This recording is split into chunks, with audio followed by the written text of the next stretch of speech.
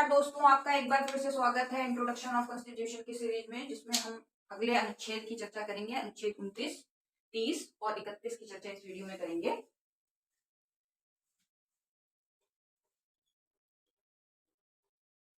अनुच्छेद 29 अल्पसंख्यकों के हितों से संबंधित है।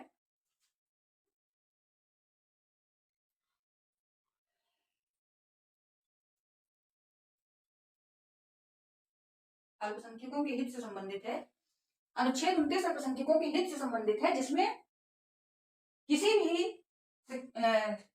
अल्पसंख्यक के भाषा और संस्कृति के आधार पर किसी भी संस्थान में उनको प्रवेश से नहीं रोका जा सकता।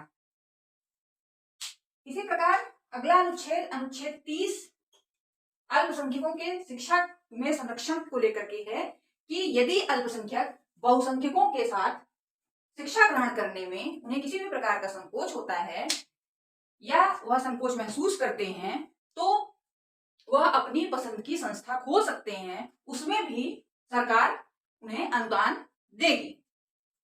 तो अनुच्छेद 30 शिक्षा संरक्षण से संबंधित है अल्पसंख्यकों की।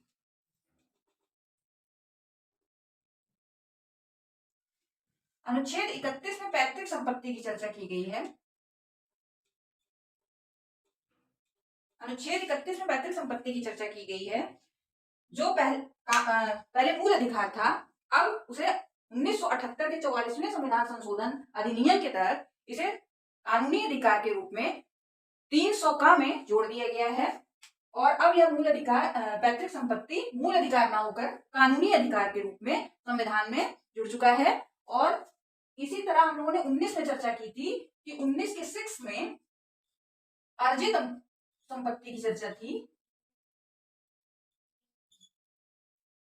19 के 6 में अर्जित संपत्ति की चर्चा है और अनुच्छेद 31 में पैतृक संपत्ति की चर्चा है, जिसे दोनों को मूल अधिकार से हटा करके वर्तमान में कानूनी अधिकार के रूप में 300 का में जोड़ दिया गया है। अब यह मूल अधिकार ना होकर कानूनी अधिकार है, जो सभी नागरिकों को प्राप्त है। कानूनी अधिकार और मूल अधिकार में यही अंतर है कि मूल अधिकार न जनता आपसे छीन सकती है, ना ही सरकार आपसे छीन सकती है, परंतु कानूनी अधिकार जो होते हैं वो जनता आपसे नहीं छीन सकती, परंतु सरकार आपसे छीन सकती है।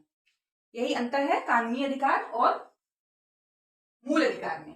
इसीलिए यहाँ कानूनी अधिकार पैतृक संपत्ति को बना दिया गया। इसी कानूनी अधिकार के तहत सरकार ने भूमि अधिग्रहण बिल प्रस्तुत किया, भूमि अधिग्रहण विधेयक तैयार किया। और इसी प्रकार हम अगले अनुच्छेद की चर्चा करेंगे। तब तक के लिए धन्यवाद।